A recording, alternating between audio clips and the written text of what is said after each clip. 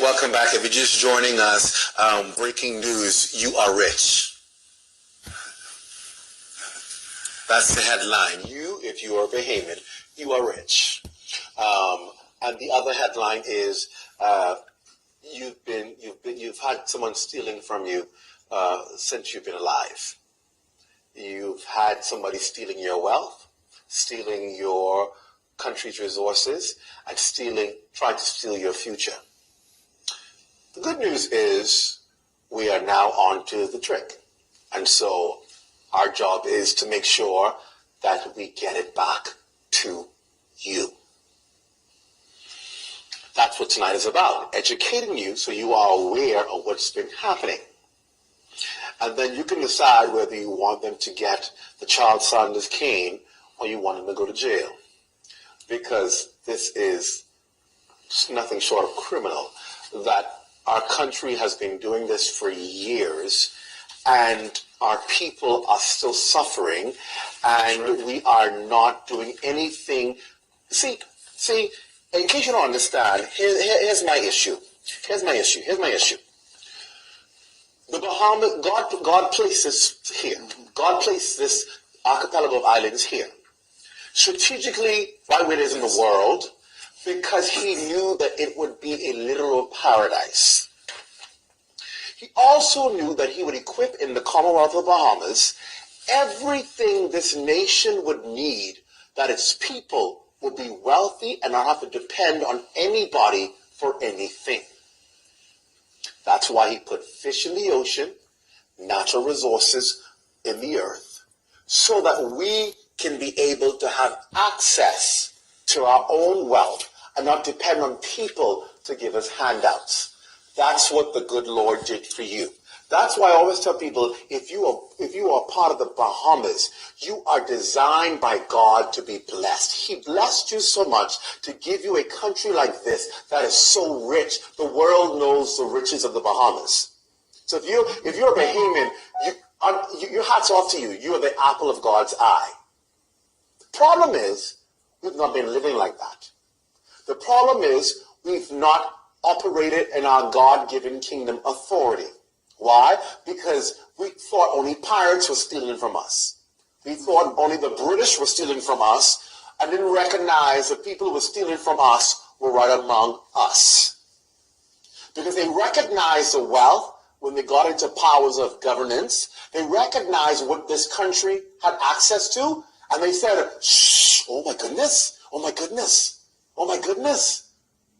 We can't let this get out. We can't let this get out. We can't let people know about this. We got to keep this. We got to keep this. Got to keep this. Got to protect this.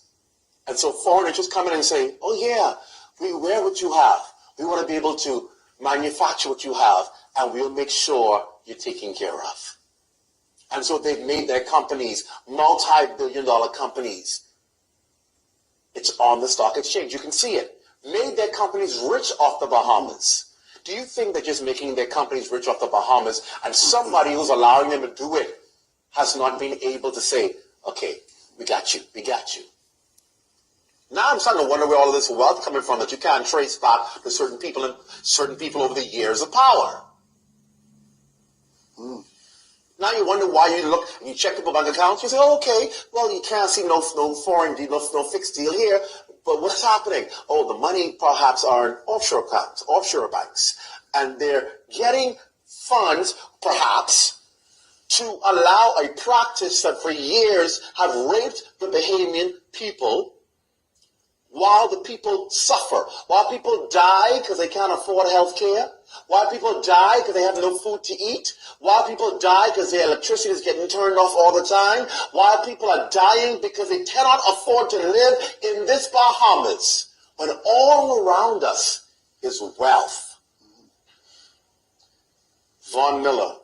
Let me substantiate a lot of what you just said. In 1967, January 10th, historic day, black majority rule. The Progressive Liberal Party won the government. Shortly thereafter, I'm not sure exactly what year it was, but if my research serves me correctly, they met aragonite mining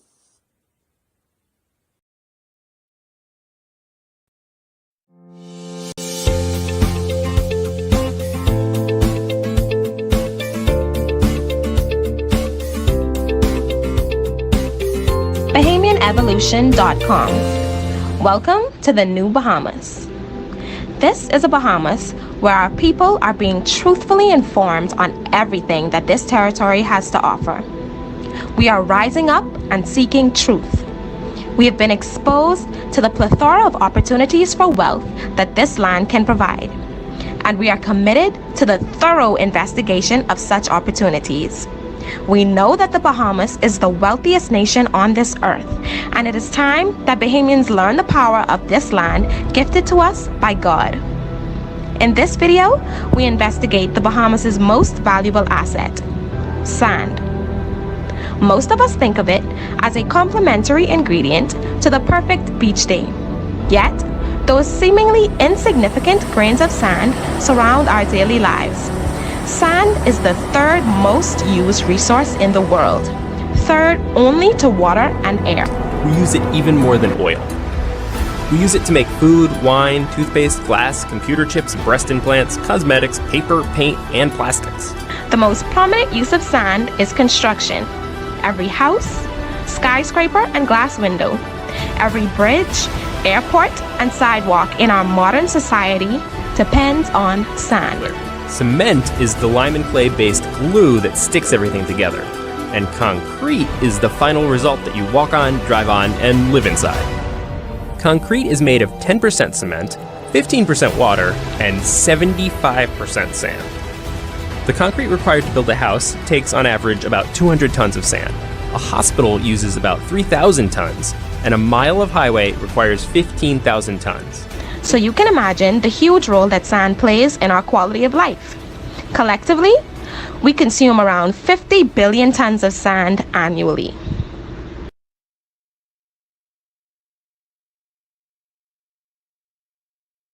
The market for sand is huge, and the aggregate industry is booming.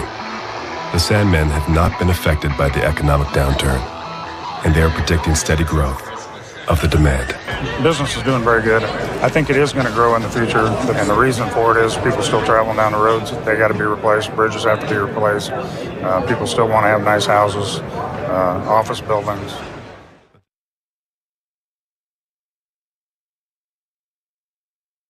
The demand for sand is great. So great that the world's supply of sand is quickly diminishing. All easily exploited, low-cost sources of this priceless commodity have already been depleted. And so, all remaining sand will be dredged from one source. Sand is not something that's easily found like you might think it is. It used to be that you'd have a sand and gravel deposit, and you'd simply go dig it up out of the ground, so you'd have sand to make your roads, bridges, and buildings out of. But that type of material has all been taken away. It's gone. We've used it already.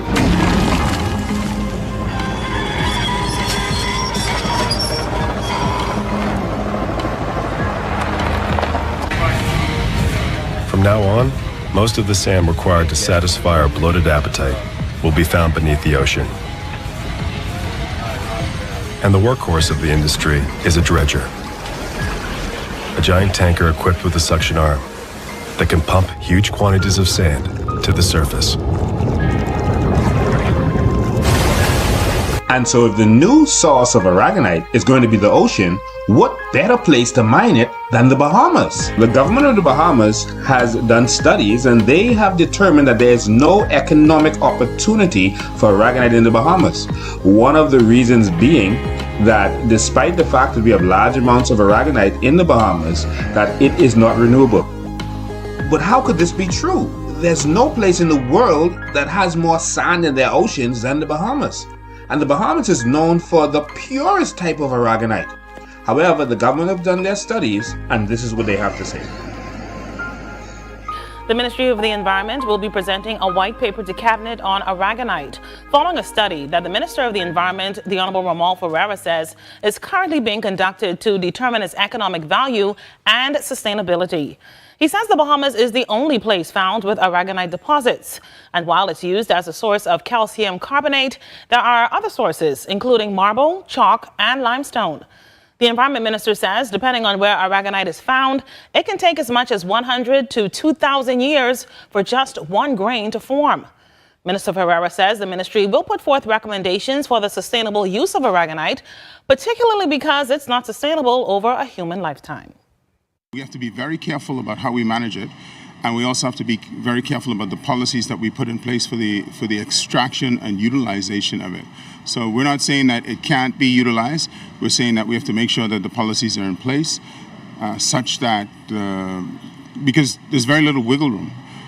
So even though it's found throughout the Bahamas, even though there are large deposits of them, we still need to understand, in terms of the total sand budget, what's happened with this, how it's being formed, where it's going. What we can see from the studies thus far is that the Bahamas can definitely earn more royalties, but it will not make everybody a billionaire.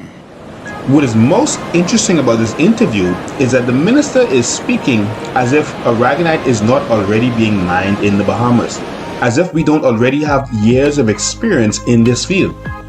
The fact of the matter is, aragonite has been mined in the Bahamas since the 1960s. Yes, since the 1960s. And so the mining of aragonite is not a new phenomenon in the Bahamas. We know exactly where the aragonite is. We know exactly the economic impact of the aragonite. Nonetheless, 3 months later, this is what he had to say. Also making national news, several aragonite studies have been conducted here in the Bahamas to determine its economic value. Environment Minister the Honorable Ramal Ferreira talks about a research exercise being conducted. I think there's about a dozen sites throughout the Bahamas to determine the amount of aragonite throughout the Bahamas and to determine how fast the aragonite is precipitating, because aragonite is a form of calcium carbonate, or a source of calcium carbonate, that precipitates out of the ocean. So you have studies that, and what those studies determined is that the quantities are vast, but different locations throughout the Bahamas have different precipitation rates or different rates of formation.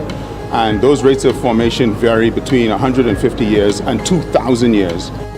And so after 3 months of study, the Ministry of Environment has come to the conclusion that we have lots of aragonite in the Bahamas, but the industry is not doable because aragonite is not renewable, because it takes up to 2,000 years for 1 grain of sand to be formed.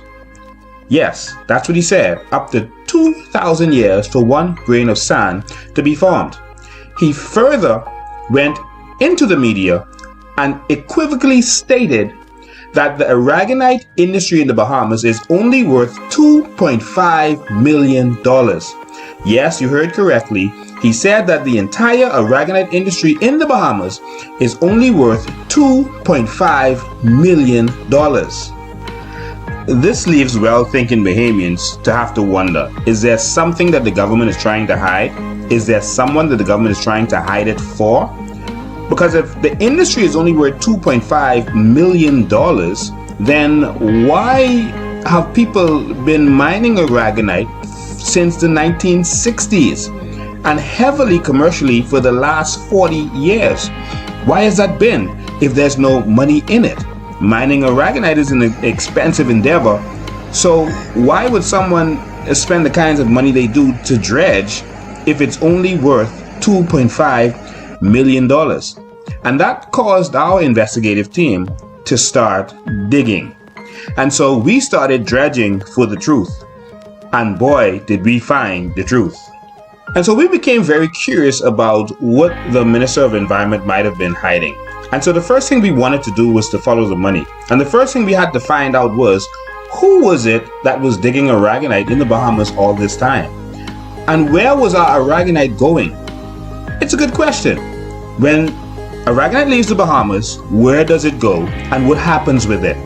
So in our investigations, we found out that persons only paid about $2 a metric ton. A metric ton is about 2,204 pounds. So they paid about $2 for a metric ton of aragonite, of sand. And we wanted to know, where was this sand going? Was this going to fill up beaches in Florida? What were they doing with our sand?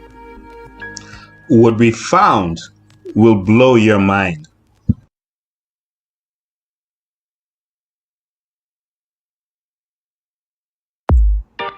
So our investigators took a little trip to the internet and we found a curious little website, an interesting little company that actually sells aragonite. But they sell an aragonite of the special kind. It's not just any aragonite. This is what they call the high grade aragonite. This is the good stuff. And not only are they selling it across America and the world, but they're also selling it right on the internet. It was so easy to find what's happening with our aragonite. I wonder why the government couldn't find this out. And so after combing through all of those government files and finding all of these companies, many companies in this aragonite business, some of them seem to be shell companies, but there are so many companies in this business, we came across this little website, this beautiful little website. Look at the beautiful beach on it. Doesn't that look familiar? Well, of course it should. That's a beach in the Bahamas. This website is called Calcium Renewable Biogenic. This is their home page, and they're moving towards a renewable world. And they are talking about what they sell, and that is oolitic aragonite sand. And the first thing they say about aragonite is that it is renewable, it is sustainable, and it is biogenic. Wow! The Minister of Environment must not know about this. They must not have gone to this part of Google to see what is being promoted about our aragonite. Look, it says Calcium is changing the way we look at natural resources and their incorporation into familiar products and industries. Calcium utilizes renewable biogenic calcium carbonate derived from oolitic organic sand originating in the Bahamas. Wow! And so this is where our aragonite has been going. And so they are saying that it is renewable. Not only is it from the Bahamas, it is renewable. And so this is our aragonite. It's called oolitic aragonite. And it says, oolitic aragonite is a renewable and sustainable source resource. Wow. It naturally forms on the banks of the Bahamas during natural precipitation events called whitings. During these events, blooms of cyanobacteria sequester carbon from the atmosphere, and a mineralization process occurs, forming oolitic aragonite. So they're saying that we have lots of aragonite, and not only do we have lots of aragonite, it's renewable. Oolitic aragonite is a versatile renewable source that provides a number of benefits over standard mine ground calcium carbonate. Calcium offers a number of oolitic aragonite-based products ranging from aquarium substrates to play sand. So this is what they're doing with our aragonite.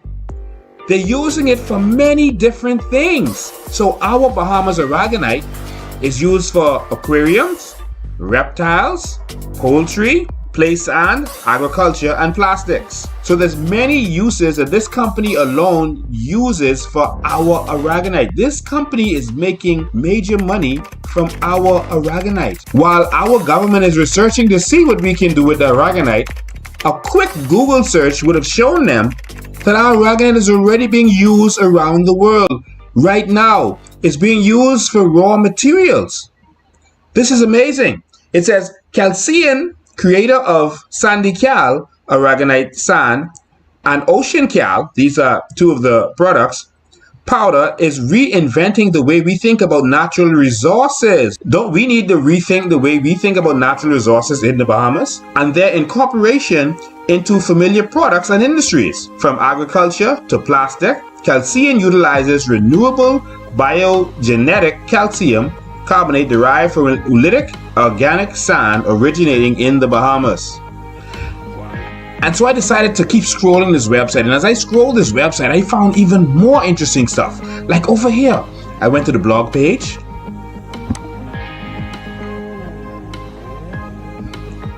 and look, they have information about our aragonite. It says, oolitic aragonite is a unique type of biogenic calcium carbonate. It naturally forms on the banks of the Bahamas. on a sustainable and renewable basis. They keep emphasizing the fact that this is sustainable and renewable despite what the Minister of Environment has been saying. It's like he's trying to hide something. It's like they don't want us to know that there is this amazing natural resource out there that lots of money can be made from, and they don't want the public to know it. Notice what he said at the end of his interview. He said, well, we're not going to become billionaires from it, but we're going to challenge that, right? He says, due to its renewable nature, it is an environmentally responsible alternative. They are saying that there is good aragonite and there's some fake stuff out there. That's what it said at the beginning. It says, don't get caught up buying fake oolitic aragonite. And so they're trying to tell you that the Bahamas stuff is the good stuff. It says, unfortunately, however, there are many substrates out there that are all a bit of smoke and mirrors. They masquerade as oolitic aragonite, but under close inspection, they are either coral sand or just regular calcite sand. Wow, this is amazing. They even give a graph to show you the proper standard of what aragonite should be. And so if you look at this graph, it says, is it oolitic aragonite? Is it sourced from the Bahamas? So if you want to know if it's oolitic aragonite, the first question is it sourced from the Bahamas? That's the question. And so if it's from the Bahamas, it's the good stuff. If it's not, then it's the fake stuff. Wow. So if the answer is no, then it's either it is not oolitic aragonite or it isn't sourced ethically. No. That chicken feed also comes from aragonite. Did you know that chickens can actually lay eggs without mating? Chickens can actually lay eggs without mating. They've actually found that when you feed calcium to chickens, that they can actually lay eggs. And this is why the eggs you buy in the store, they cannot hatch. Because they're not actual fertilized eggs. They're just eggs. And so they feed calcium to the chickens, and that's what makes them lay eggs. And so this is important in the agricultural industry. So our aragonite is feeding chickens around the world, and that is how they are making eggs. When you scroll down, you will see aragonite calcium feed. Also play sand. Play sand for people around the world is made from our aragonite. And so lastly, I just wanted to show you before we get to the next step, where they not only say it throughout their website, but they have a whole tab where they talk about the sustainability of mining aragonite in the Bahamas. And so basically they're claiming that this thing is sustainable, and they repeat what they said. All right, minimizing their overall carbon footprint, naturally renewable, and they repeated the process of whitings. But look down here, they said within our 500 square mile harvesting area, roughly 2 million tons of oolitic aragonite is generated each year. 2 million tons just in this 500 square mile space. Now, let me show you how big the area is that they are mining. They are mining a huge area. The entire New Providence is just 147 square miles. The entire New Providence, where we do everything, where we live, where we mine, where all of this land is still there that we haven't even touched yet in the West. The entire New Providence is only 147 square miles. These guys are mining an area that is 500 square miles. That is more than 3 times New Providence. So here's the big question. So this company, like others, reportedly pay about $2 a metric ton for the aragonite. So we want to know, what is the street value of this aragonite? We want to know what happens to this aragonite that our country basically sells for $2 a ton. We want to know up to how much do they get for this on the street. So it's time to really see, where does our aragonite go?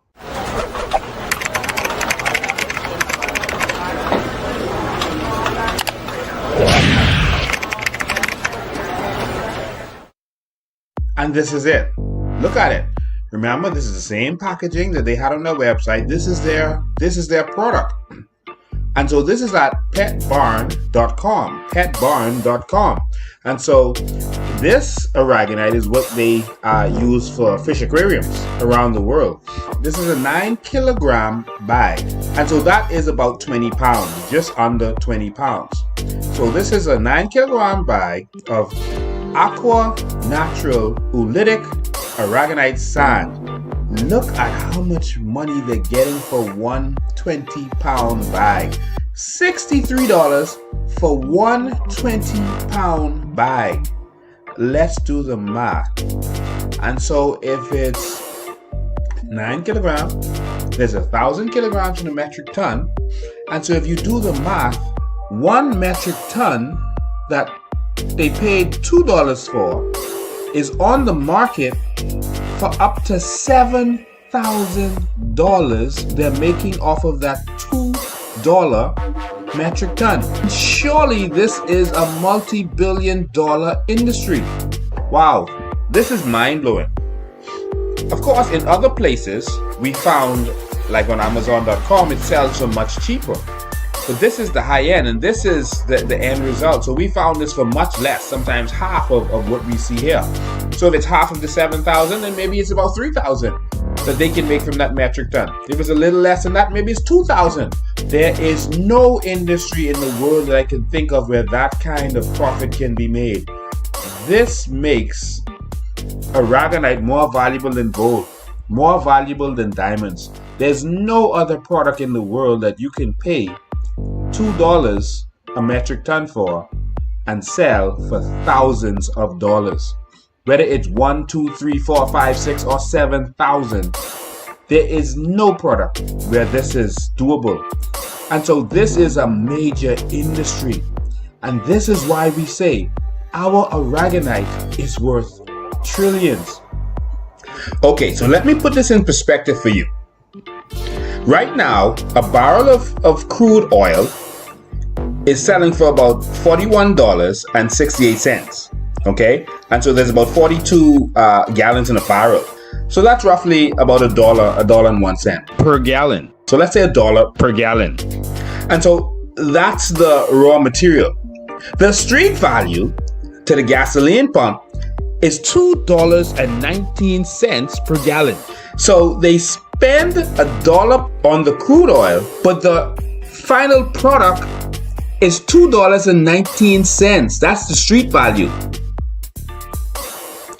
With aragonite, their cost of the material is $2 per ton. $2 per metric ton. And the street value is up to $7,000 per metric ton. To be fair, in most cases we found it at cheaper, but that is the ultimate price.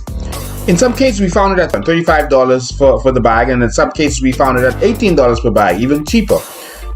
But in any event, that is thousands of dollars per metric ton. You do the math. But this is not even the big story here. The big story is what is on the packaging. And we've been showing you the packaging all this time. But we really want to show you what's really on this packaging.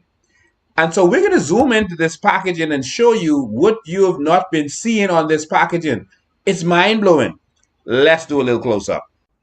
Now, look at this packaging. Isn't that beautiful packaging? Look at the blue and the light blues and the cute little fishy. Look at Nemo. Nemo is playing around with our aragonite. But a closer look will show you what's really going on in the Bahamas. What the government is really hiding and pretending not to know. Wow, look at that. If you read carefully, a closer look will show you the truth. It says genuine marine aragonite from the Bahamas. Wow, they are actually advertising on their packaging, not just on their website, that this is genuine marine aragonite from the Bahamas. This is our aragonite. This is the aragonite that our government doesn't seem to know that it exists. Oh my God, it does exist. But wait, there's more. It says ethically harvested under lease from the Bahamian government. Wow, they are putting that on the packaging. Can you imagine? Not just is it genuine marine aragonite from the Bahamas, they are also putting right on the front of the packaging that it is ethically harvested under lease from the Bahamian government. Right on the packaging. Wow. And so they are selling our sand and using our country's name to sell our sand. And our government is saying that they're going to have to do research and find out if there's a market out there, if there's any way to make money from this aragonite, because somehow we really don't know that there's a market out there. And we don't know that they're selling our aragonite right now. This is presently on the market, on Amazon, on Chewy.com, on petbarn.com. This stuff is being sold all over the internet and on the ground right now and in pet stores all over America right now as we speak. Our aragonite. But wait, there's more. Turn over to the back of the product and then you'll actually see. And so on the back it says, Bahamian sand is raw, naturally renewable marine aragonite sand. And it is 98% pure calcium carbonate. In other words, we have the good stuff. And so to be honest, our products are all over the internet, all over. Here we find on Amazon.com. If you look carefully, you will see the same product, the Aqua Natural. You can see that it's selling for about $35. So at this price, that means that they're making $3,895, so $3,900 per metric ton. That's what they're making because it's $35 for a 20-pound bag. And so our products are all over the internet. And it's not just that stuff. There's so many different products. Look, there's sand. They're selling play sand. But look at the name of the play sand. Just look at the name. Baja Play Sand by Sandy Key. We've heard that name in the news recently. But we'll come back to that. Baja Play Sand. They're even using our name. Look at it. Oh, isn't that cute? Baja Play Sand. And it is selling for $21.19 per bag. And so that price, that's about $2,450 per metric ton that they're making for this metric ton that they paid $2 for. And so again, look what it says on the back. It says it right there. Bahamian aragonite sand possesses numerous advantages, making it a superior play sand. So again, the Bahamas product is being sold as the superior product. It goes on. Bahamian aragonite is an ideal play sand material that is both safe for your child and environmentally friendly. It is pure aragonite sand, ethically and sustainably harvested from the crystal clear oceans of the Bahamas. This is phenomenal, and it is a phenomenal business, and it is definitely and clearly a business that can make lots and lots of money for the Bahamas and for the Bahamian people.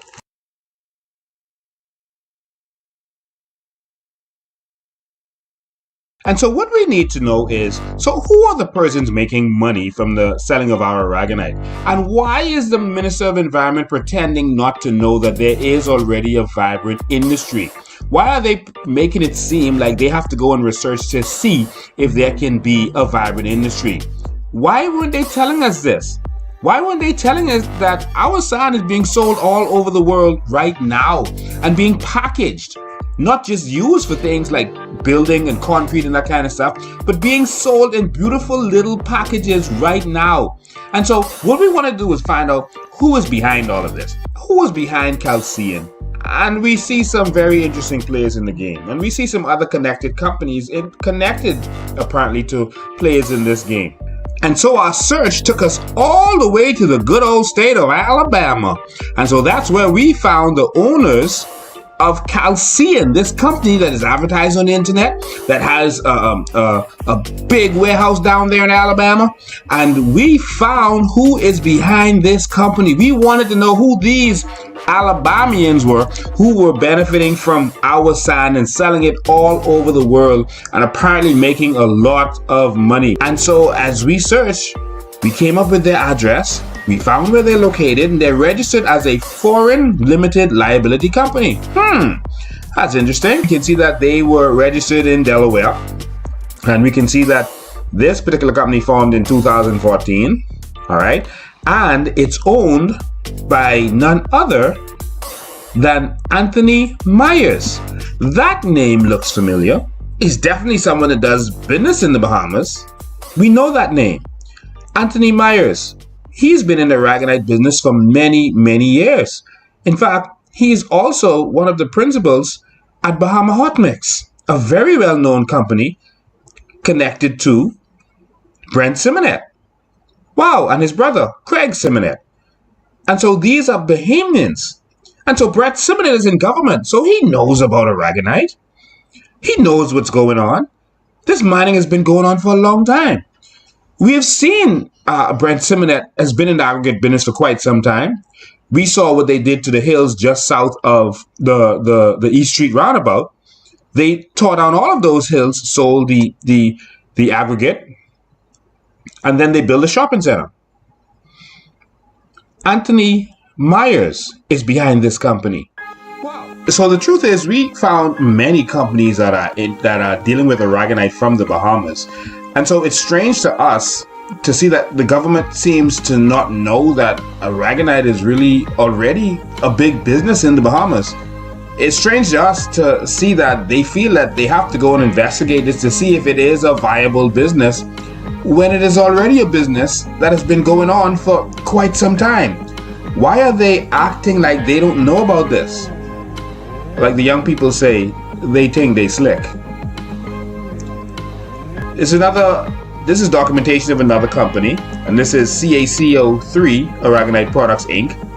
And this is another company that does aragonite. They're also known as, and here you can see their name, CAC Aragonite Products Inc. And they're also known as a different company, but first I'll show you what they do. They said that they registered in Florida to purchase, sell, market, distribute, import, and export aragonite and calcium carbonate mineral products. And it says this company is also known as Ocean Key Aragonite Limited and is located in Boca Raton, Florida. And so this company deals with aragonite from Ocean Key in the Bahamas, and they are located in Boca Raton. And you can see the name here is Jason Myers. And of course, this one is spelled with an E. So we did some research on this Jason Myers, and we see that he also spells his name without the E after the M. And he also has a very close relative. I'll pull it up. We can see that this is the same Jason Myers. And we can see that he also spells his name without the E, one of his aliases after the M. And you can see it says that he's the COO of CA303 Aragonite Products. And when we looked at his related people, his family members, you can see that there's a Barbara and maybe a parent, Myers, that is spelled without the E. And so this definitely is the same person. That we don't know their connection, but it seems to be a lot of companies that have interest. We found so many companies as we search. We can't show you all of them because it would make this too long. But we found so many companies and players in the game that are dealing with aragonite from the Bahamas. It's pretty amazing. We even found where some persons patented. This is the United States Patent Office. Persons actually found our aragonite so valuable that in 1996 they patented our aragonite. They tried to patent our aragonite the way that they produce it and sell it. They filed for a patent of the aragonite. This is how valuable aragonite is. Aragonite is so valuable that they're trying to patent the way they produce it so that they can make a lot of money from this. And so while the government is trying to say that they don't really know if this is viable and maybe they're interested and they'll look into it, this is already going on. It's been going on. And what's so interesting is that right here, 1996 is when they patented this, and in 1997 is when we changed our laws in the Bahamas to make it illegal for you to take sand from the beach.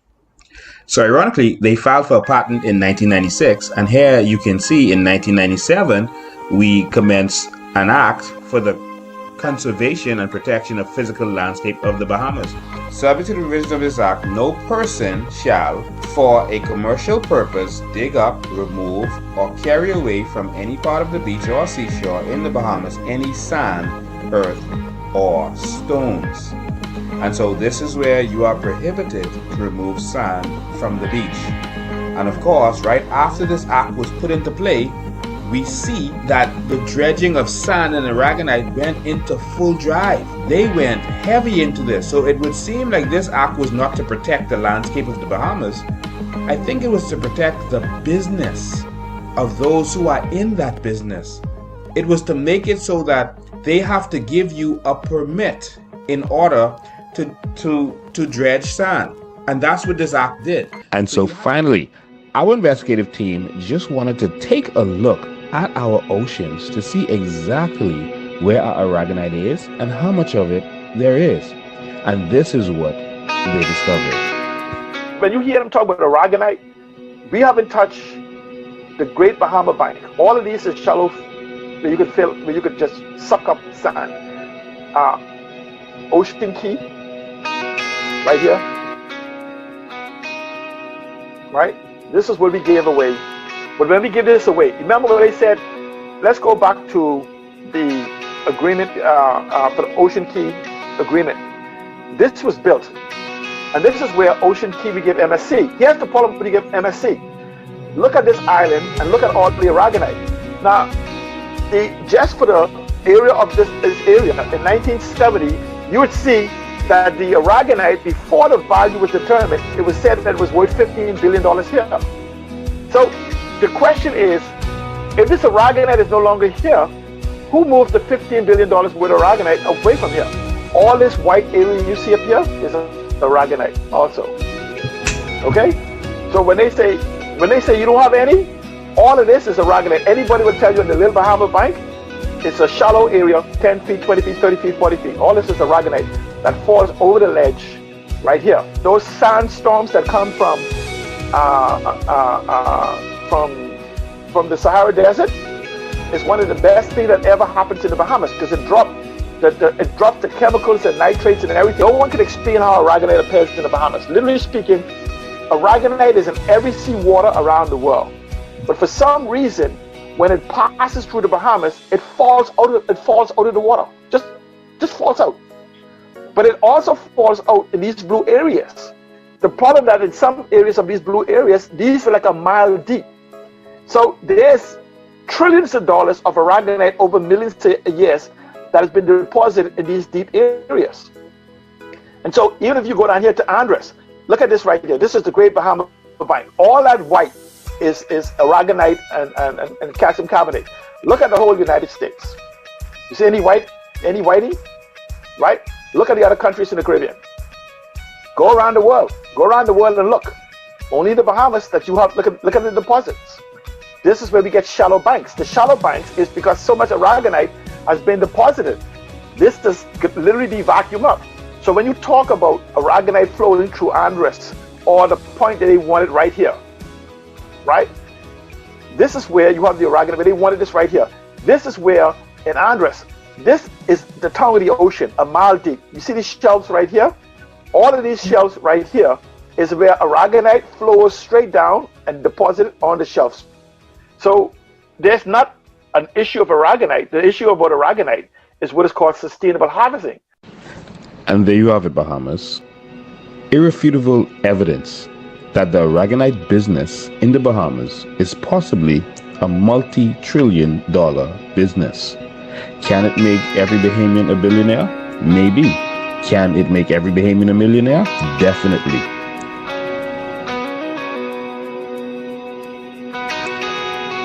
And so now you know that the aragonite business has been flourishing for many, many years in the Bahamas. Many persons have made a lot of money off of our aragonite.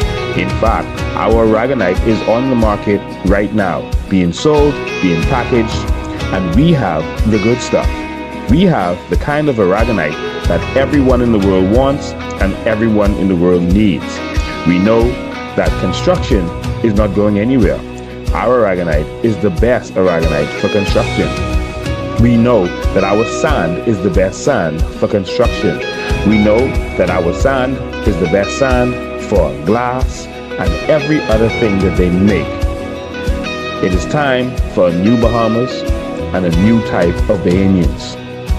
What are we proposing? We propose that Bahamians benefit from our natural resources. We're proposing what has happened in other countries. Look at what has happened in other countries like Norway, like Qatar, Kuwait. Like in these countries, the government would form a company. The company would be run privately, separate from the government. And of course, the profits made from these companies would be invested. The profits made from the investments would be given back to the people in many different forms. And sometimes it could be in the form of a check. Sometimes it could be in the form of not having to pay utilities, no electricity, no water bill, etc. We know that we have a natural resource that is extremely valuable and needed all over the world because it is scarce, and that is sand and aragonite. From this natural resource, we can change the outlook of our country. There's no reason that our country should be saying that we are in debt when we have trillions of dollars possibly of this one natural resource. We have more of this natural resource than Saudi Arabia has of oil. Bahamas, it's time to evolve. It's time to evolve in your thinking, to evolve in your mindset, to evolve from workers to owners. Thank you.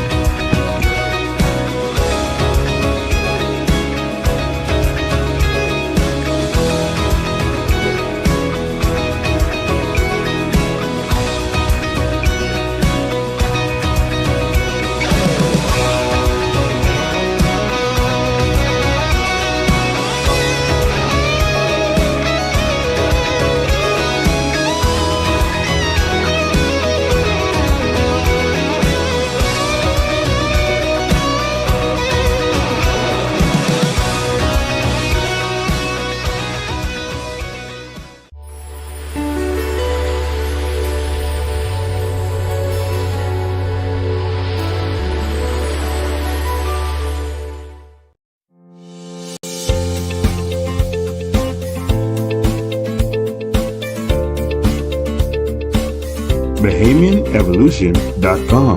Welcome to the New Bahamas.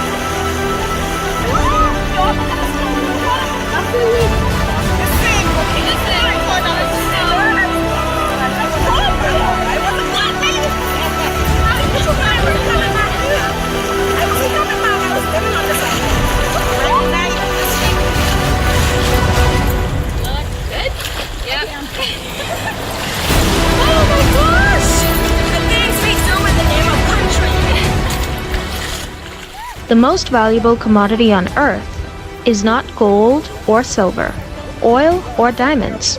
The most valuable commodity on earth is land. Why? Because gold, silver, diamonds, and oil come from land. Every business takes place on land, but it's not just what is in or on the land that is so valuable. It is the land itself. In the 80s, while Bahamians were killing themselves to sell cocaine from Colombia, land pirates in the Bahamas were making far more money selling Bahamian dirt. Because our dirt is worth more than gold. Our dirt is the high grade. When you don't know the value of your natural resources, it can easily be taken away from you. Will you sell your birthright for a bowl of soup? This is nothing new. It has been happening for centuries.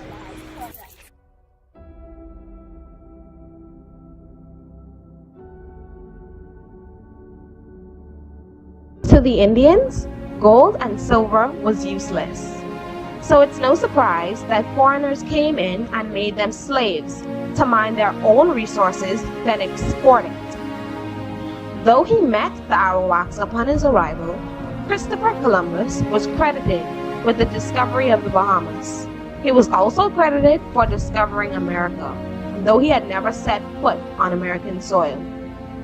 He wrote about the native Arawaks in his captain's log as well as in a letter.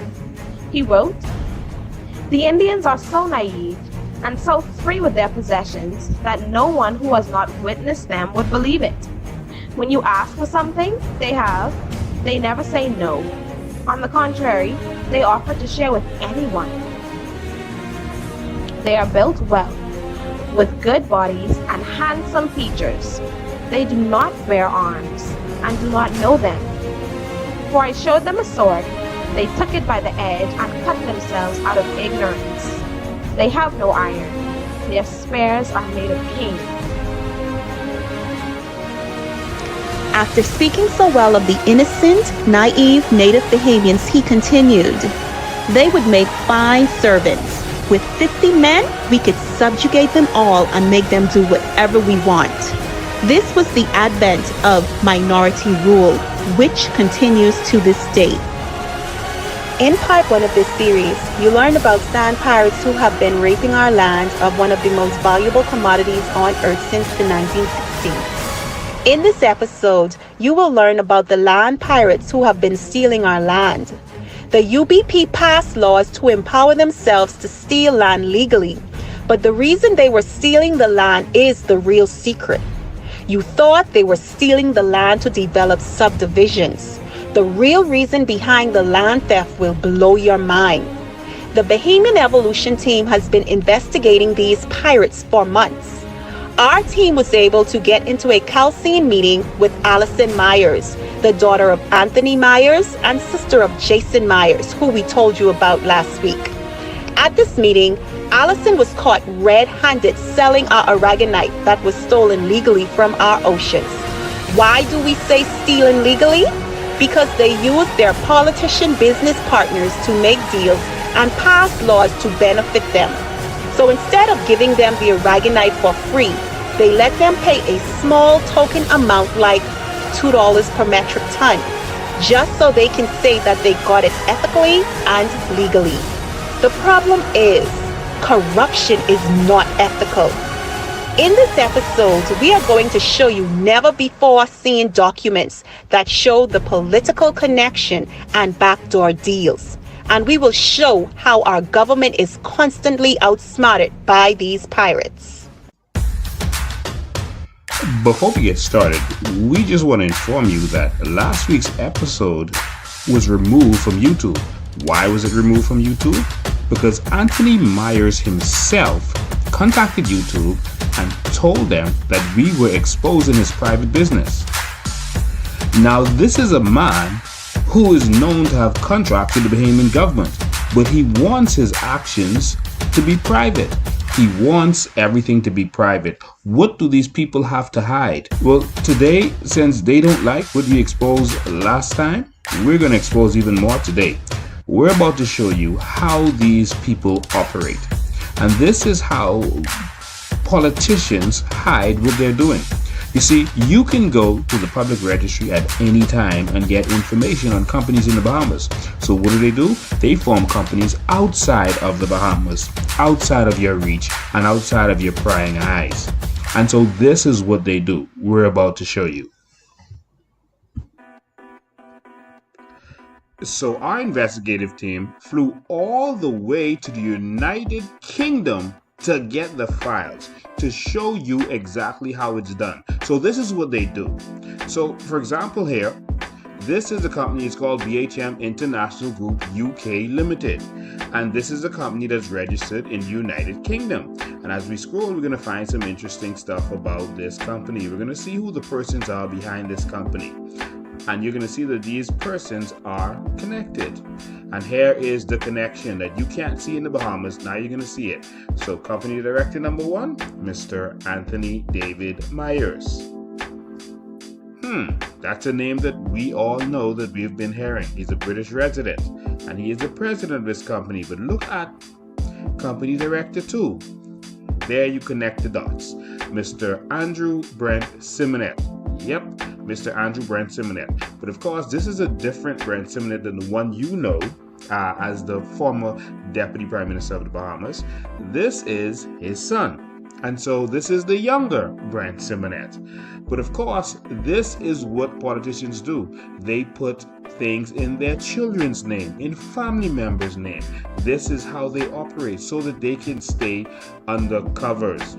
Of course, this is like a man who is about to get divorced and he doesn't want his wife to get the house, so he puts his house in his mama name. And so this is what politicians do. All right, and you can see other persons that are involved. You can see Mr. John Frederick Bethel, and that's the Bethel with 2 L's. So you know that's the money Bethel. And of course, Mr. Peter Newton, and this name, Mr. Craig Roland Simonet. This is the brother of Brent Simonet, of course. And of course, Mr. Ibrahim Saidi. And so this document also shows how much shares each person has, and it shows different companies that are involved with the shares, because what they do is they don't put the shares in their name, they put it in company names. Like Benelli Holdings has a certain amount of shares, Bethel Estates has a certain amount of shares, David Bryce, Donald, who is not a director, has a certain amount of shares, Inglewood Investments. But watch this. Andrew Brent Simonet has shares, and look, the Simonet Group Limited has shares in this company.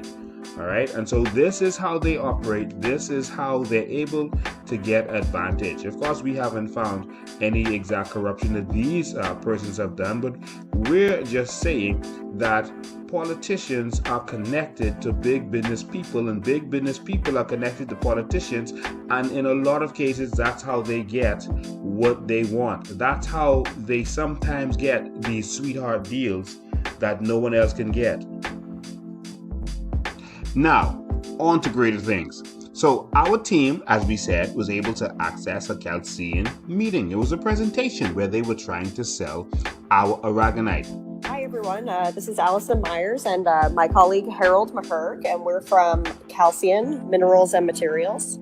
We're located in Gadsden, Alabama, and we harvest oolitic aragonite from the Bahamas. It's a renewable and sustainable resource that we use in agriculture as a liming agent, but it's much more than that. So we own the leasing rights for the oolitic aragonite for harvesting it in the Bahamas. We have a 500 square mile lease. And what we do is it's just naturally forms on the banks of the Bahamas, and we harvest it and move it up to Gadsden, Alabama, and also throughout the Midwest through both Trent and Lynn as well. Now, what she said is very interesting because this meeting took place in April 2020. Why is that interesting? Because the media reported that their family no longer has the lease to Ocean Key, but she is claiming that they still have this lease. And so this is very interesting. Maybe Ocean Key, the island itself, is gone, but maybe they still have the rights to mine in the ocean, and maybe they are mining somewhere in the ocean not far from there. That Ocean Key is our lease area, that 500 square mile lease area. The current reserves are about 1 to 2 billion metric tons, and we've calculated the renewal rate to be about 266,000 to 2.3 million metric tons a year. And over the entire Bahamas banks, that's even larger. You know, we have reserves of 50 to 100 billion metric tons and renewing at 14 to 120 million metric tons a year. I don't know if you know what you just heard, but she just admitted that they have a reserve of up to 2 billion tons of aragonite. Up to 2 billion tons of aragonite. Do you know what that means? Let's do some calculations. 2 billion tons of aragonite times 7,000 is $14 trillion. 2 billion tons of aragonite times 7,000, which is the street value, is up to $14 trillion that they are sitting on. Wow. Allison further stated that by their estimates, the Bahama banks alone has 100 billion tons of aragonite. Up to 100 billion tons of aragonite. Do you know what that means? Let's do some more math. 100 billion tons times 7,000 is $700 trillion. I'm going to repeat that for you. 100 billion tons times up to $7,000, the street value, is $700 trillion. That means that every single man, woman, and child in the Bahamas is extremely wealthy. But how wealthy? You know, we normally we normally say that every Bahamian is a millionaire because we're trying to be conservative and we don't really want you to see the numbers we see because it's so unbelievable. But based on the numbers given by Allison herself, every single Bahamian is a billionaire because 700 trillion divided by 350,000 Bahamians is $2 billion for every single Bahamian. Yes, that is correct. According to these numbers, every single Bahamian can be a billionaire just off of one of our natural resources. Even if you divide it by 2 because the number is too high, that's still $1 billion. Even if you divide that number by 2, that's still $500 million. Every single Bahamian is guaranteed to be a millionaire off of one of our natural resources. So let me show you how wealthy the Bahamas really is. The entire GDP of the United States of America is just over $22 trillion. That's the United States of America. The entire Saudi oil reserves is 258 billion barrels of oil, which translates into about $10 trillion in oil reserves. The Bahamas is truly the wealthiest country in the world, if we can get it together. So the question is, what went wrong? In order to find out what went wrong, why Bahamians aren't benefiting from their natural resources, why the country isn't extremely wealthy from their natural resources, we had to take another road trip. So our investigative team had to take a road trip, but the problem is that airplanes don't go where we have to go for this one. For this one, we're going to need a time machine. And so Allison touched on it in her presentation. She gave you a little clue. Listen. Back in the 70s, the Amish and Mennonite farmers heavily used aragonite, and they were very, very keen on it. It was their preferred choice. However, in the 70s, we were not the lease owners. It was a prior company that had this lease. And they sold into, the glass markets and also into coal scrubbing. But it was after the Progressive Liberal Party came to power in 1967. The then premier, the first black premier of the Bahamas, Prime Minister, the late Lyndon Oscar Pindling, quoted that aragonite would be the savior of the Bahamian economy. This was pre-independence. This was shortly after we won majority rule. I spoke to a member of the team that traveled to Ocean Key during this time, and he informed me that they used the term for aragonite Bahamian gold. And so the expectations were extremely high in terms of how Bahamians would benefit from the production of aragonite. However, that never happened. Why? All of our minds can go all over the place in terms of trying to figure out why. All of us have our own beliefs as to why. And so we decided to put on our Sherlock Holmes hat and go digging for the truth. And what we found really disturbed us. What we found was Columbus all over again. We found that it was us. It was our people that gave away the aragonite to the foreigners. And we found documentation to prove this. We found that, yes, we touted that aragonite would be the savior of the Bahamas, and then it disappeared. We passed law in order to make this happen, and then it disappeared. So we went and dug up the act that they passed so that we could see what really happened. And we saw that they passed a law to empower a particular company.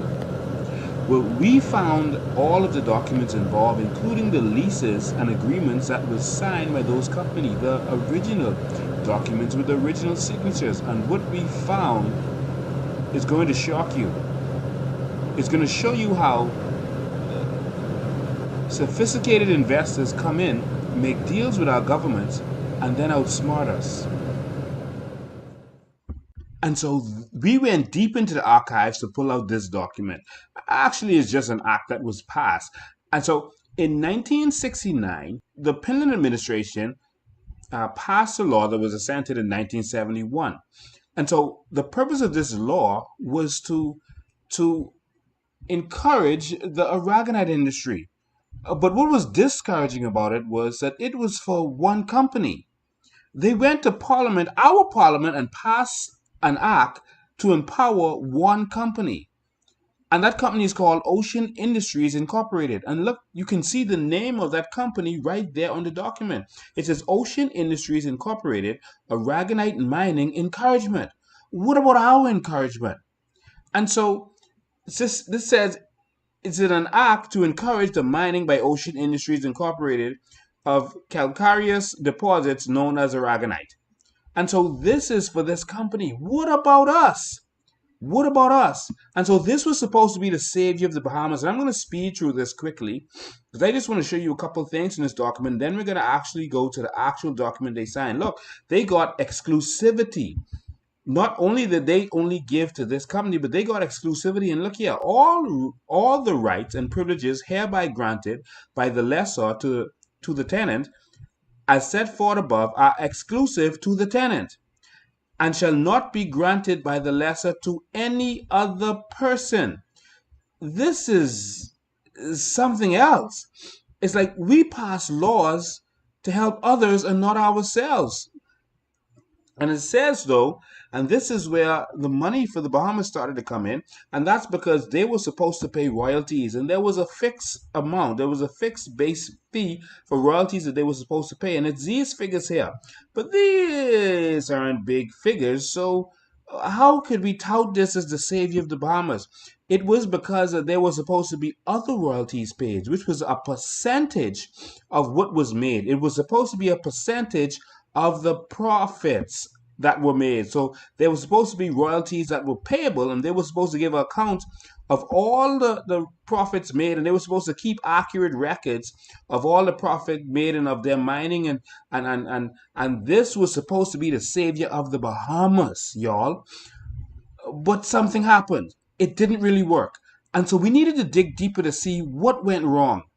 And so that's when we had to go to a secret lost document that no one has ever seen on TV before, and you're going to be seeing it here for the first time. This is a secret lost document, the actual document that they signed. Our investigative team is amazing. This is a document that you can't even go to the registry and find. This is an amazing document that shows what happened. Okay, and so basically, this is the agreement between our government and Ocean Industries Inc. And so our government gave them an indenture of lease. And so this is the actual original document. This is a powerful document. And basically it outlines some of the same things that was in the act, with the exclusivity and everything else. And there you can see it has the fee payment and the schedule, etc., etc. But what's interesting about this is the signature page. I want you to pay close attention to who signed this document. Is really important. And this is what's going to help you to understand what really happened and what really has been going on. This is the signature page. And so you can see who signed it. So this is the government officials that signed. And so Francis Cummings, of course, that was the Governor General at the time. And of course, Jeffrey M. Thompson. He was the Minister of Development at the time in the Progressive Liberal Party. I think he passed away in 2008.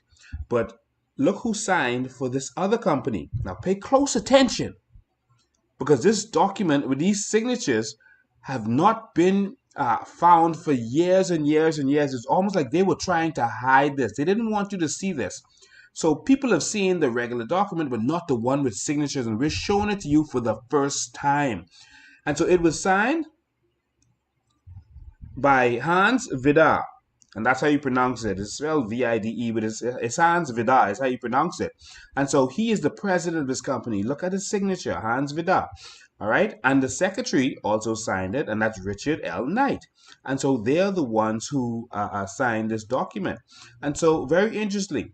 Now, in order to understand what really happened, I have to take you to another document that we have not seen for a very long time, and that persons didn't want you to see, because what these guys did was something very peculiar, and it is how they were able to not even have to necessarily pay royalties. Watch this. Okay, now here's another ancient document. Y'all, the new Bahamian is a sharp Bahamian. They're not going to fall for the same old tricks that our forefathers fell for. Look at this. This is a document where Ocean Industries was given the lease to be able to make money from selling the aragonite they got from our ocean bed. What did they do? They went ahead and turned this over, their rights, to another company, and started selling to this other company. They started selling to this other company. Look, they made a deal, and they had an assignment deal with this other company, and this other company is called Ocean Trading Corporation. So pay close attention. Ocean Trading Corporation. This is the original document here. And when I say original, I mean a copy of the original, but this is it. This is not the ones with no signature that you may have seen. This is the document. And so here's the notary, etc., etc. But I'm going to go straight down. To the signature page on this one. All right. And so here's the signature page. And of course, this is the deal that's happening. And look at the deal. So it's Ocean Industries Inc. And you remember this signature from Hans Vidar. Hans Vidar. So here's the signature again. You remember it. And here is the secretary of Ocean Industries Inc. that got the deal with the Bahamas government, Richard L. Knight. So that's pretty straightforward. But look who signed for the other company. Wow, that's Hans J. Vidar again. And that's Richard Knight as the secretary of the other company. They are from both companies. They own both companies. So he is the president of this company, and he's the secretary of that company. And so they are from both companies, and they were selling to themselves. What were they really doing? So I'll explain to you what really happened here. What really happened is very easy to understand. Why would they do this? Why would they sell to themselves? Well, it's pretty simple. It's because they had a deal where they were supposed to pay a percentage of their profits. And so they were being charged 6 cents per metric ton at the time. And so they would have to pay a percentage of all of their profits. So what did they do? They have a company in Florida. Their other company is in Florida. So instead of selling to the public and selling to everyone else, they just sell to themselves. So if they have to pay the government 6 cents, if that's their cost, 6 cents per metric ton, then they sell to the other company for 6 cents a metric ton. And guess what? They made no profit. But then they're able through that other company to sell to as many companies as they want. And they can make all the profit they want and not have to actually pay to the Bahamian government. Oh my God. This is this is amazing. And this was supposed to be the savior of the Bahamas, and this is the first thing that happened. You see, we're giving you real investigative journalism here and investigative reporting. We're giving you a real documentary here because we have to be, as a Bahamian people, we have to be aware of what's been going on. Something has happened why we can't benefit from our natural resources. And the worst part of this deal is this, that they were assigned certain rights and they were allowed to sublease their rights to allow other people to even come in here and mine in our country. And it even started to list. See, they were able to, without the permission of the Bahamian government, the lessor, or the assigner, which is the other company, they were able to lease to any corporation organized or to be organized under the laws of any state of the United States of America. Oh my God. So our right to mine our aragonite at the time was given away to a foreign company. And that foreign company was able to sign an agreement in order to give it away to any company that was a U.S. company. Not Bahamians. We were out. We're not allowed to benefit from our own natural resources, but any company that's a U.S. company. And even listed some companies that it was going to allow to do it. Alpha Portland Cement Company, Dow Chemical Company, and all of these big companies. This is what has been happening in our country, and we've not been allowed to benefit. And it's time for this to stop. As Bahamians, we've been blocked out, and it's time for change.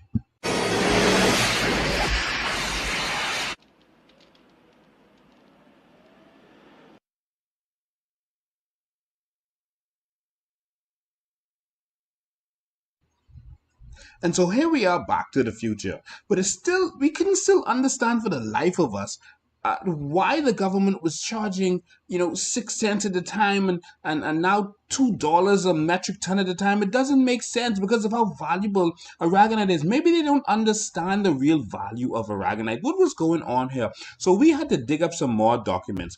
And these documents are the actual documents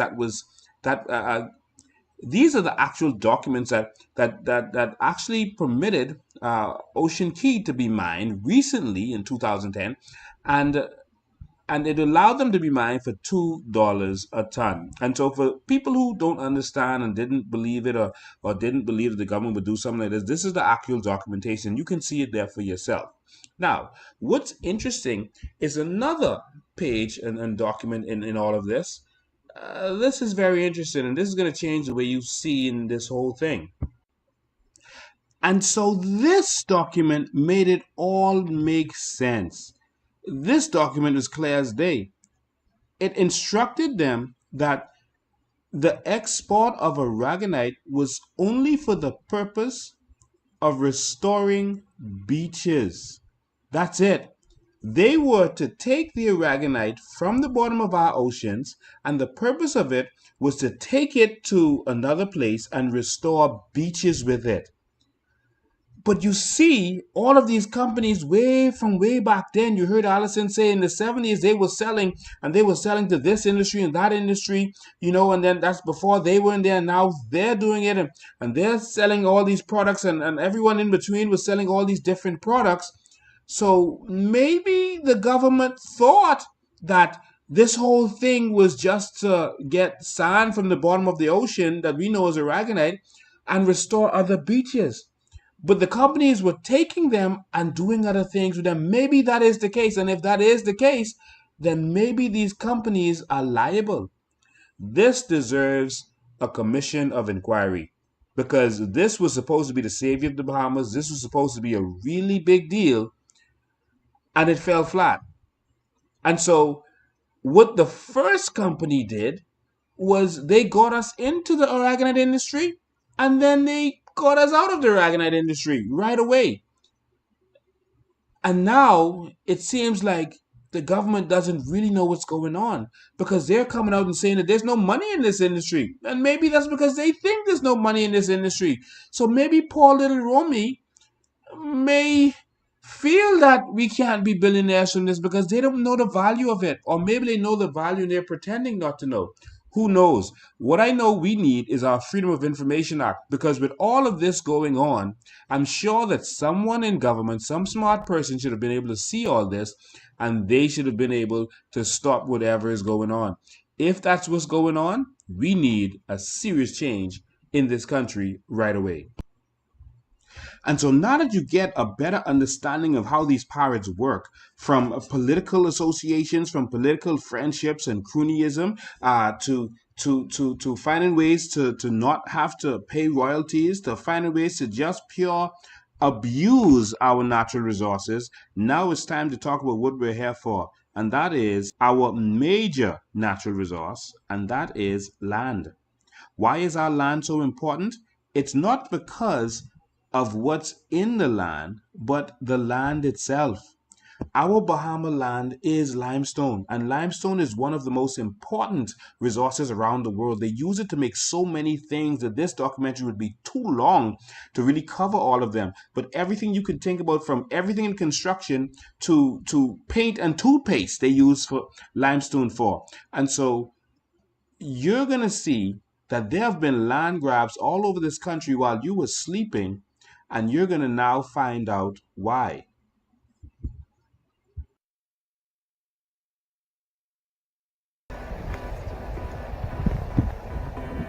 We are standing in front of the South Beach Canals in Nassau, Bahamas. These canals are connected to the Pinewood Canals and the Seabreeze Canals. This area expands from East Street straight to Beaches Avenue in Seabreeze, and it was owned and developed by Mr. Baker from the 1970s to the 1980s. During the last Ingram administration, the government secretly purchased the canals from Mr. Baker. These canals that you see today were once land that was dug for this precious Bahamian resource, limestone. Where we are standing right now serves as the connector between three canals. We have the Pinewood Canals, which would be those two openings right there. That would be the South Beach Canal. And in the back, we have the Seabreeze Canal. So we are standing at what would serve as the junction between those three canals. So right here where we're standing is in the back of Pinewood Gardens. This is a huge lake that's in the back of Pinewood Gardens and next to Seabreeze. And so this is where they dredge. This is where they made millions and millions and millions of dollars digging here. Now, when I was a young man growing up, we knew that at a certain time of day, you had to go and hold the china closet, hold your dishes. Only the old people know what a china closet is, I think. But you had to hold your dishes because the earth would start to shake and rumble because they blew explosives here in order to dig this out. So they would blow dynamite and we would feel it all the way in Pinewood Gardens where we were growing up. And so they dug this out. This used to be land. They exploded this and dug it out and did that to reap the limestone and the quarry and everything else that's in there. And they made millions. They made a lot of money while we didn't even know about it. This doesn't even show up on the Google map drawing. This doesn't show up. Why is everything so secretive in the Bahamas? These millions were being made while you slept. While you were trying to get a bank loan to build a Pinewood home, this was being done in secret. While you were just trying to get out of your apartment in Camp Road and own your own home, this is where the real money was. You were just trying to get something of your own, while they were making billions in secret.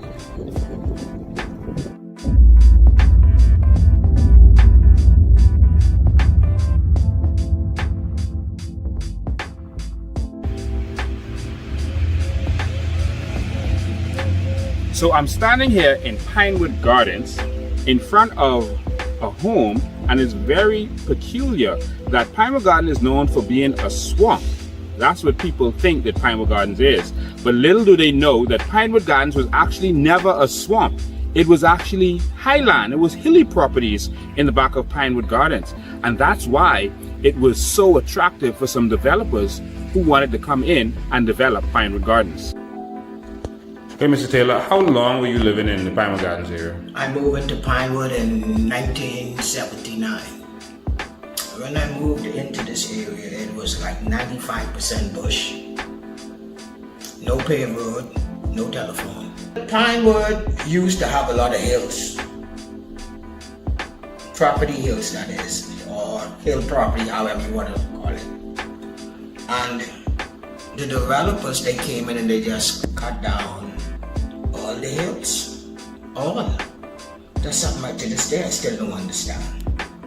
So Pinewood Gardens was not a swamp when you moved here? No. Wow. And so when you came here, you watched the excavation going on? Oh yes. I had to see it because remember when I moved in, it was just bushes. Wow. And tell us a little bit about the canals in the back of Pinewood and South Beach. Back then, you know, the canal, matter of fact, I used to take my dog in the back there, walking. Who developed that? George Baker. And so as you can see, this house is on top of a hill. And this hill is probably about maybe 4 feet high. That is how high this is. This is covering most of my body. This is 4 feet high. And this is even lower than Pinewood originally was. They cut down from where you see this house is all the way down here. They cut down probably about 6, 7, 8 feet of the land and took it all as quarry. And so if you actually do the measurements to see all of this land, all of this acres and acres of land, and how deep they went down into this land, you will get an idea how much tonnage of limestone was taken away from this area. And so we're going to just do a little quick drive through, and we're going to actually see exactly the different areas where some of the hills still are. Pinewood Gardens was developed by Pinewood Gardens Limited. Now, many names have been associated with Pinewood Gardens over the years, and this includes Mr. Petrie, who was also the developer of Garden Hills, and also Mr. Bobby Simonet. Now, we know that Simonet name. And of course, Pinewood Gardens was not developed necessarily to be a subdivision, although that was a part of the plan. The real reason they developed Pinewood Gardens was excavation. Pinewood was hills. Pinewood was full of hills, and they decided to excavate. And they dug and they dug and they dug, and they made millions and millions, possibly billions of dollars from the limestone that they took from Pinewood Gardens. And then they realized that they went too low. And this is where the problem came in. They went too low, and so they decided to just leave it alone, that they couldn't do development anymore. And so they decided to liquidate. When they decided to liquidate, they turned it over to another company called Awak Homes. Awak Homes continued with the development, and it led to one of the biggest problems in Nassau's history. So we're standing at the back of Pinewood Gardens. This is where the Awak Homes development stopped, and this is where a lot of the excavations stopped. This is at the end of Thatch Palm Avenue. And so if you look behind me, you would see that where Pinewood stopped, you would see that there's still hills, because this is where they excavated, and this hill is actually about taller than I am. And so if you look behind here, you would see that come in. If you look behind here, you would see that this is the end of Pinewood Gardens, and this is where the excavation was. And if you can look, you can see the grading where they cut this down. They cut this down in order to get down to here. And the hill is actually taller than I am. So you're probably looking at about 7 feet, because I'm about 6 feet tall. You're probably looking at about 7 feet in height where this originally was. And we do believe that it was actually higher than that they cut down some of this too. And so if you look in the back here, this is Pinewood Gardens. And so some of the houses in the back are on hills. But this is where Pinewood comes in, and this is where the hills are. And so what you're looking at is East Street, just south of the East Street roundabout. And so this is the road that runs between Garden Hills 1 and Garden Hills number 2. If you're old enough, you would remember that when you went south of East Street roundabout, you had to drive through two cliffs, two really high cliffs that were a part of a hill. And this is owned by, of course, Brent Simonet. And Brent Simonet excavated these hills and made lots and lots of money from the limestone in those hills. And of course, he ended it with a shopping center. But the shopping center wasn't the reason for buying those properties. The reason for buying those properties was to make the money from the property itself, from the limestone. And so what are we saying? The land wars and the land grab that has been going on in New Providence and other islands for all these years was not really about the land. It was not about developing land. It was about being able to excavate and sell the land for what it is worth. And when I say sell the land, I mean the limestone, the actual land, the dirt, the rock, the stone. That is what this has been about all this time. So while you were asleep, this is what was going on.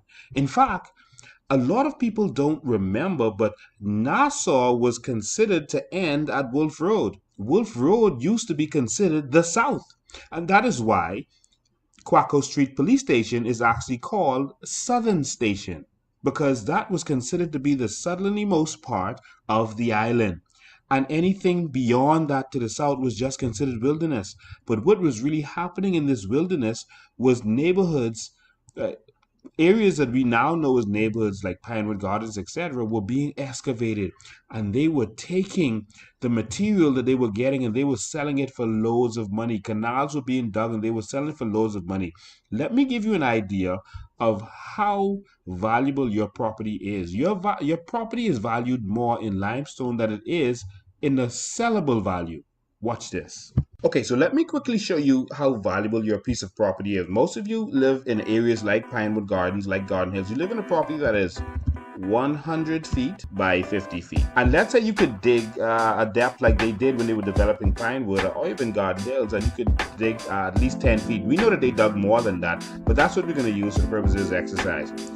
So that would give you over 2,700 tons of limestone. And so let's put it in there. So 2775.05 times the going rate of $38. So let's say your property is valued more in limestone than it can actually sell for. So if you live in a property, for example, in Pinewood Gardens, maybe it's valued $45,000 to $50,000. Your property has over $100,000 worth of limestone alone. Isn't that amazing? And so finally, I wanted you to see this quickly. So Pinewood Gardens is all of this that they developed here, okay? And so it goes from here to here. It's about 6,000 feet by about 11,000 feet, okay? We measured it over here. So it's about 11,000 by 6,000, give or take roughly, because we're just trying to get a rough number. And so if we put those numbers in our aggregate calculator, it's going to be pretty interesting. So let's put those numbers in. 6,000. So let's say they were developing the whole of Pinewood Gardens, and this is about what they got from excavating it. 6,000 by 11,000. Let's just say it's just 10 feet. And so that would give you 36 million tons of aggregate. That would give you 36 million tons of limestone.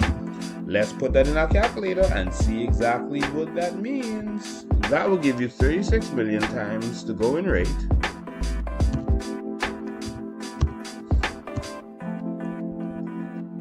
$1.4 billion. $1.4 billion for one community that you excavated. And so let's say the numbers are inflated, and let's say it's half of that. Listen, that is a lot of money. That's hundreds of millions of dollars. Next week, we conclude our investigation of limestone as we go deep into Freeport and the Freeport Harbor at Bahama Rock. Our investigation also takes us to Andres, where we also have papers to discover, and we also have interviewed persons who have been approached by the newest land pirate. And finally, next week, we tackle the big elephant in the room, our oil. We have the documents, we have the papers, and we are on the ground, and we have the pictures and the videos. We're going to be revealing everything about our natural resource next week.